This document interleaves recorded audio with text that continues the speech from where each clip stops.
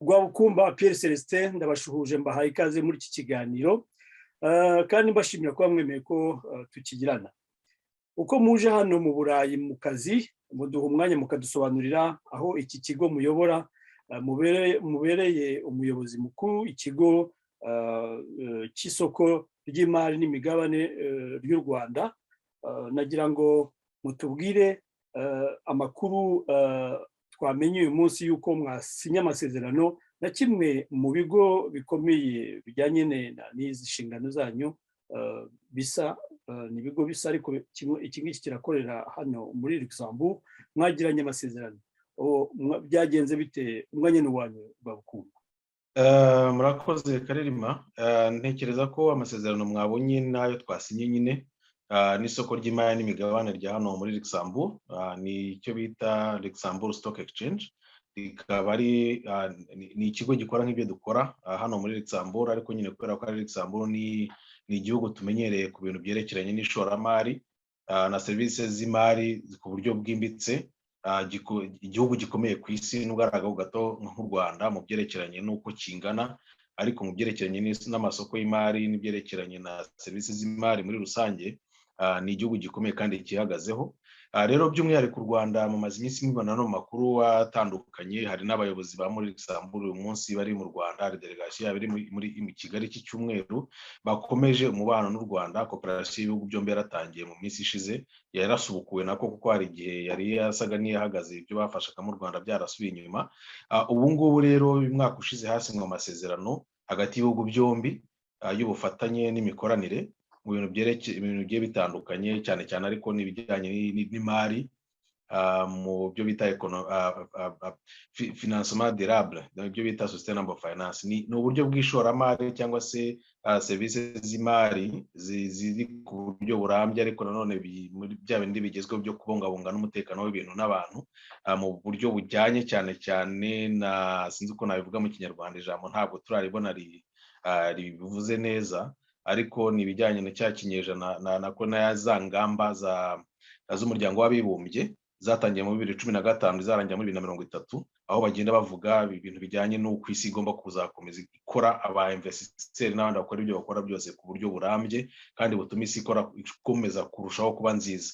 Hari ibyo twita sustainable na Millennium Development Goals, ni zasimbuye ibyarangiye muri 2015 nyine, ariko nyine by'umwihariko ku bitureba nyine byo twasinye na uyu munsi n'uburyo bw'imikoranire na Luxembourg Stock Exchange. Tuzi neza ko ni imwe mu masoko ya mbere ku isi, niba atari no ya mbere bitangiye ibyerekeranye na financement durable, ari byo sustainable finance, ariko tukaba twasinye nabo by'umwihariko ibyo bijyanye no kuzajya duhuza gahunda tukajya dukorana mu byerekeranye no kuzana kwandikisha ibigo ku isoko ry'imari n'imigabane ku masoko yombi, ibyo twita double cotation. Handi isoko ushobora kubona produit imwe yandikisha muri Luxembourg ikaba yakwiyandikisha no mu Rwanda mu buryo bwaza mapromesha mwenda cyane cyane, nibyo baspecializamo. Ariko cyane izo produits zirimo cyane icyo dufata amasezerano yibanzeho cyane no kurebana n'ibyo bijyanye na financement na sustainable finance, ari byo nyine bigezweho muri iki gihe. Aba investisseurs benshi ntabwo bagishaka inyungu gusa, ahubwo bashaka n'inyungu ziri responsable zituma zifinansa imishinga ibijyanye n'ibintu byubahiriza amabwiriza n'amategeko y'ibidukikije, atuma isi ikomeza kubaho, kurwanya ibyuka wenda cyane cyane nk'imyuka ihumanya ikirere n'ibindi bijyanye n'ibyo ngibyo. Sustainable finance cyangwa green finance, economy verte, muzi ko ari ibintu bigezweho muri iyi minsi ku isi yose. So ibyo ni kimwe muri ibyo.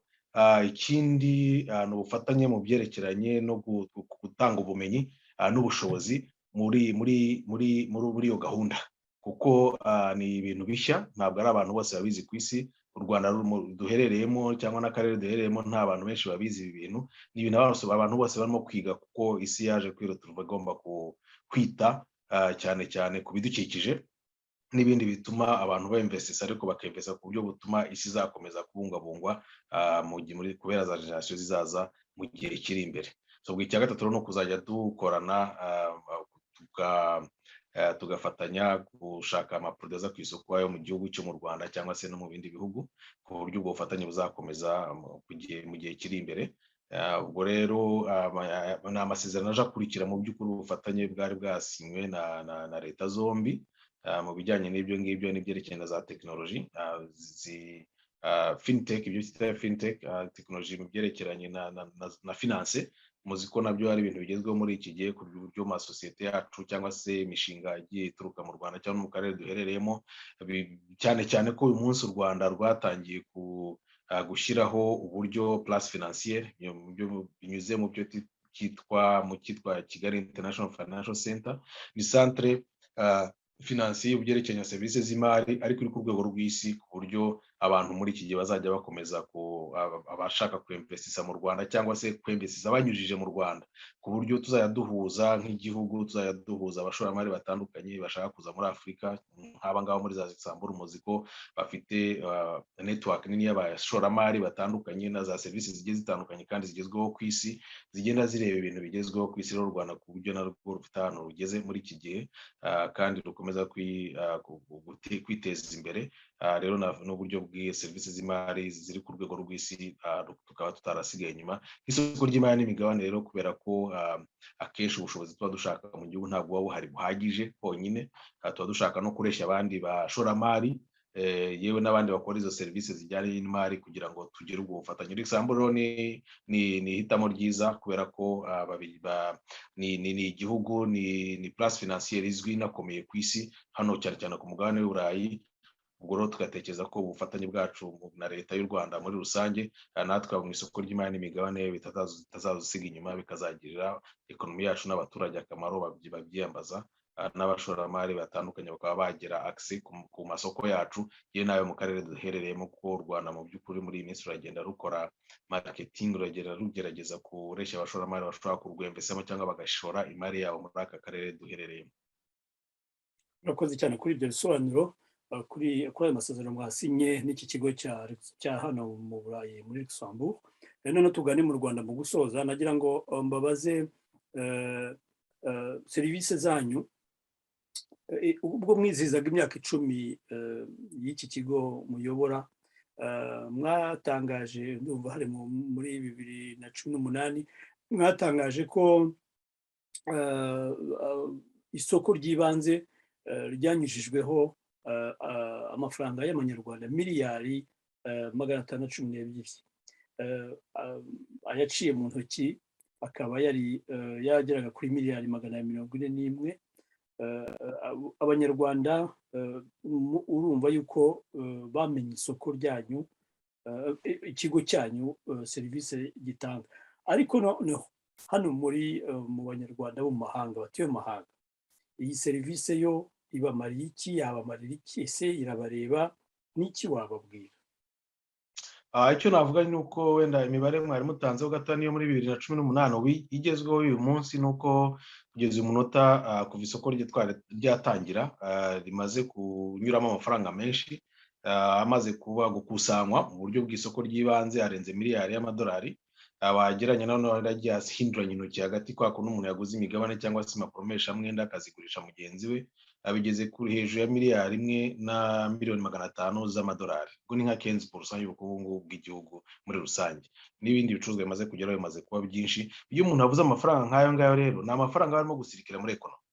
Ubwo nicyo kintu cya mbere, ni ukuvuga ngo amafaranga arimo ashorwa, arabyara inyungu, abashoyemo birabungukira, n'amasosiyete akeneye amafaranga yo gukoresha ku gihe kirekire cyangwa se ibicuruzwa cyangwa ba nyiri kuzana izo mapromesha mwenda ku isoko baba basubiza muri ekonomi, nanone bagakora imishinga yabo bagennye gukora, none abashoramari bakazanamo amafaranga. Ni ukuvuga ku mpande zombi, ari mu buryo bwa sosiyete, mu bigo biba byaje kwiyandikisha ku isoko ry'imari n'imigabane, binjiza amafaranga, nako babona amafaranga bakeneye gukoresha, bagatanga imirimo, bakishyura imisoro, imihanda igakorwa. Hanyuma n'abashoramari bashyize muri ibyo bikorwa bibareba nabo muri rusange, yaba ari wenda nk'umuntu ugura imapromesha mwenda za leta, abakontribuye kuri ekonomi y'igihugu, abakontribuye muri bwa buryo bwo kwigira nk'umunyarwanda, nka ekonomi y'u Rwanda, ariko binamwungukira. Ntabwo ari charity. Aba bantu bashora amafaranga bungukira, ariko none bateza imbere igihugu cyabo nabo batiretse. Ntekereza rero ko mu buryo bwo mu message twatanga nuko abanyarwanda cyane cyane n'abari no hanze bakomeza kutugana, bakomeza kuganiriza ino serivisi z'imari ku buryo dukomeza kubaka ubushobozi nk'igihugu, n'abanyarwanda batuye mu ntara ya gatandatu nabo bagakomeza kuza guteza imbere igihugu, nabo biteza imbere kuko ni ibintu bibungukira. Ubwo rero barakaza neza, turabategereje. baca mu yihe nzira ntabwo mu nzira zisanzwe. Mu by'ukuri hari abagize umwuga, amasosiyete ya courtage, ibyo bita abahuza ku isoko ry'imari n'imigabane, yewe n'amabanki agiye atandukanye yose ashobora kubafasha. Ni ukujya ku mbuga nkoranyambaga zacu cyangwa se bakanatureba babashije kugera i Kigali, ku buryo bashobora gushora imari yabo bafunguye konti d'investissement. Ni ibintu bisanzwe, umuntu atanga umwirondoro we, agatanga indangamuntu, agatanga n'amafoto abiri, kugira ngo bikorwe, kandi bishobora no gukorwa umuntu akoresheje murandasi, akoreye kuri internet. murakoze cyane. Nagira ngo dusoze mbashimira kandi mbifuriza ibihe byiza hano mu Burayi.